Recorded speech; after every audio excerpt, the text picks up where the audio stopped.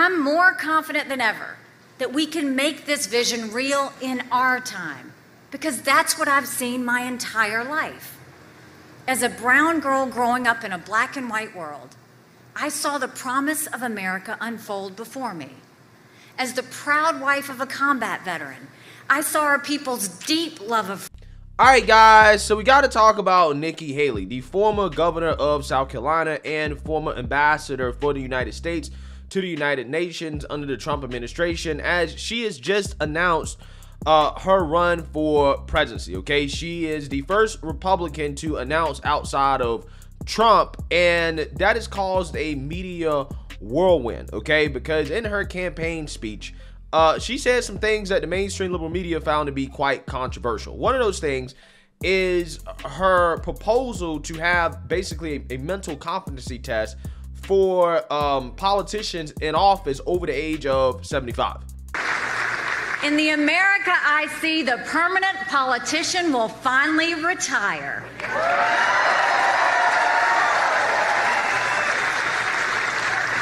We'll have term limits for Congress.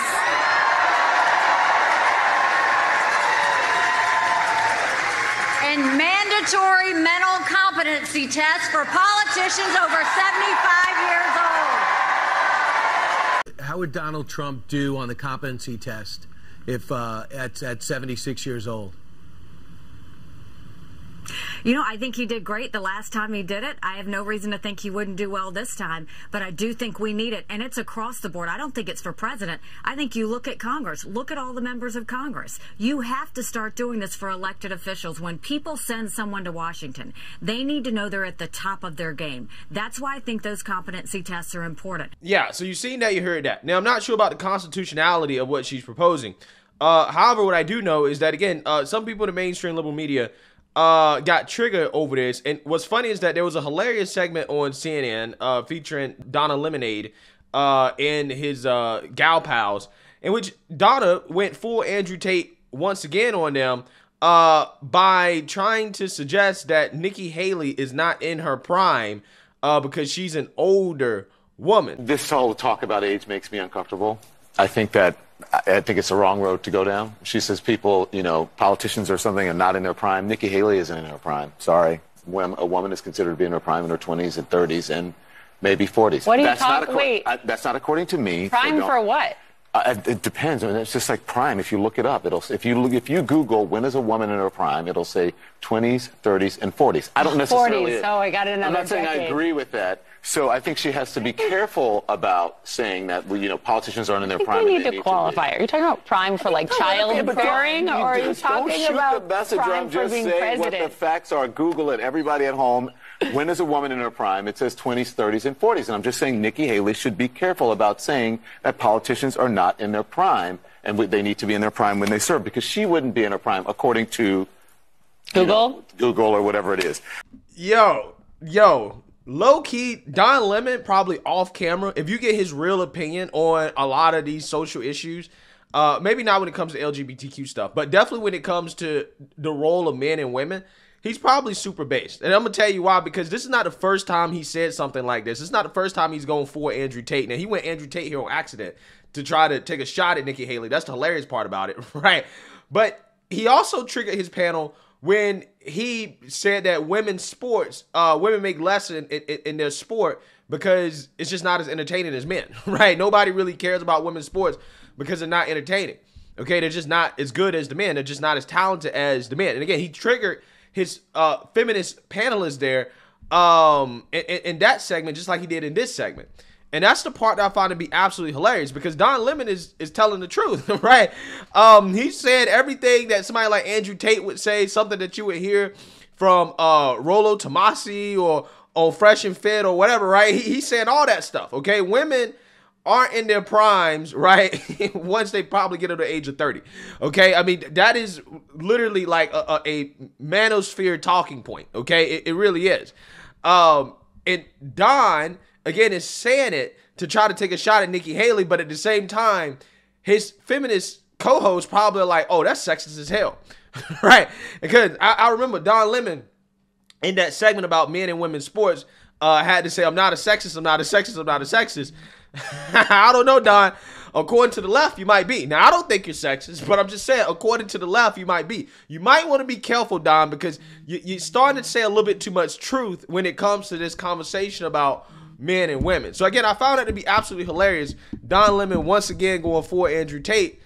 Hey, telling some truth about, women and whether or not they're in their prime. What ages are they in their prime, okay? Because, again, this is a, manosphere talking point that, women and their value is derived from their ability to have children, right? And once a woman is out of her childbearing or child rearing age or whatever you want to call it, then, hey, her value diminishes, okay? Or she's not in her prime.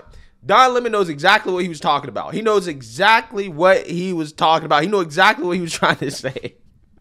He tried to sugarcoat it by saying 40s and 50s. Nah, after 30, bro.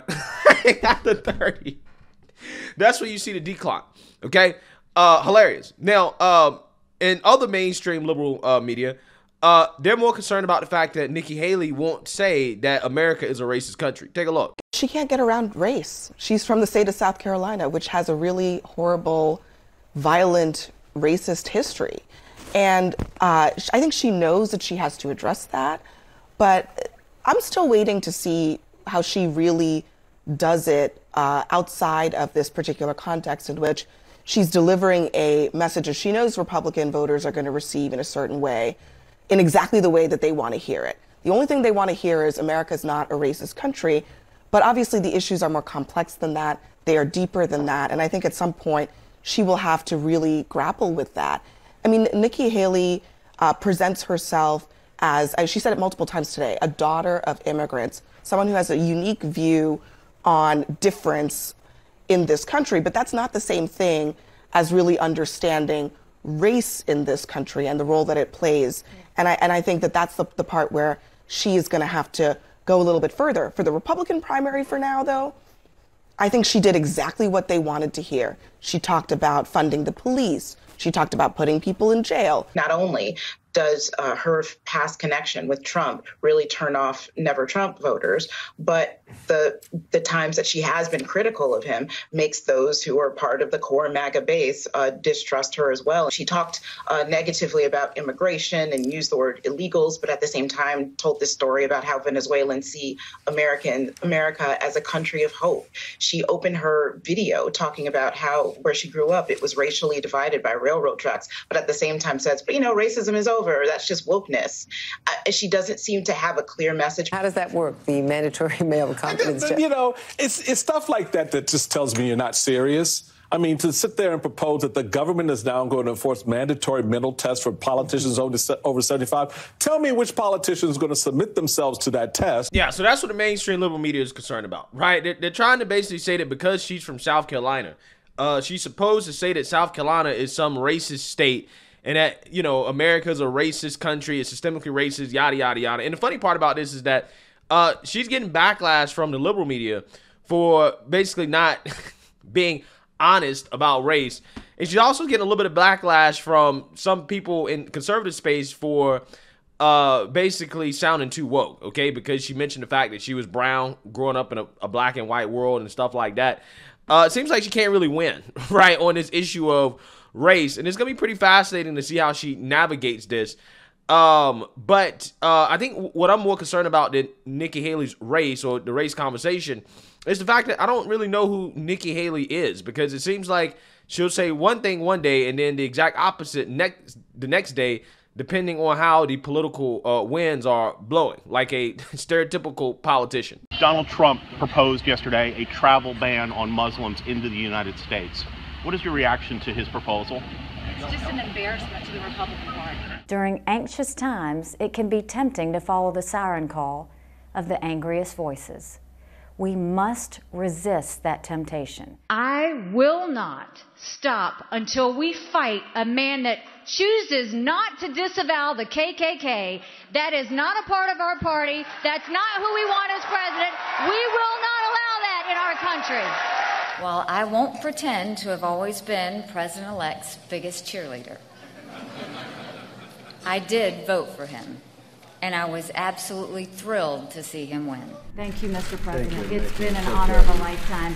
And I will say this, for all of you that are going to ask about 2020, no, I am not running for 2020. I can promise you what I'll be doing is campaigning for this one. So I look forward to supporting the president in the next election. Donald Trump has always put America first, and he has earned 4 more years as president. I would not run if President Trump ran.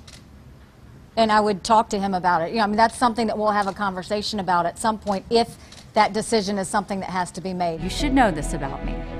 I don't put up with bullies. And when you kick back, it hurts them more if you're wearing heels. I'm Nikki Haley, and I'm running for president. I know you were on last night with Sean, and he was asking you how you differentiate yourself from Donald Trump.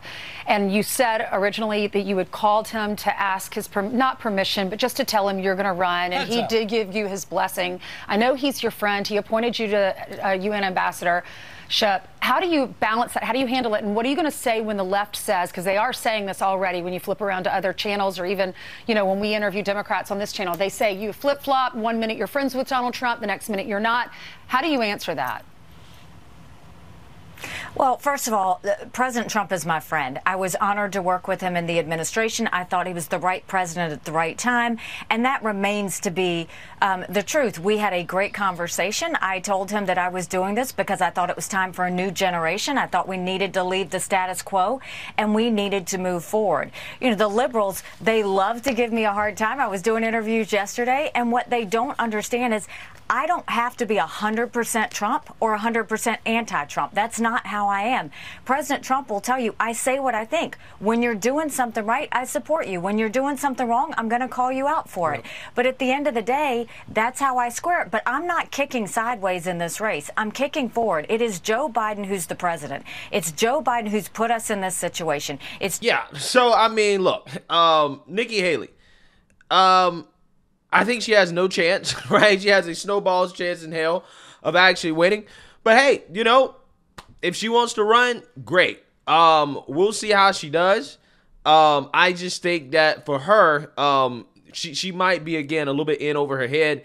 I think that her flip-flopping, particularly on the issue of Trump, is definitely going to hurt her. But again, you know, it is what it is. I mean, I really don't have too much to say about her. I mean, to me, she kind of seems like a standard, you know, neocon politician trying to frame herself as, you know, some, you know, new wave Republican politician with, you know, new ideas, when I don't think she really has any real new ideas as of yet, even though I like term limits, right? She says she's for term limits. I like that, but I want to see some more fresh ideas from Nikki Haley. So let me know what you guys think. Make sure you like, comment, subscribe. Most importantly, share a Black conservative perspective. Peace.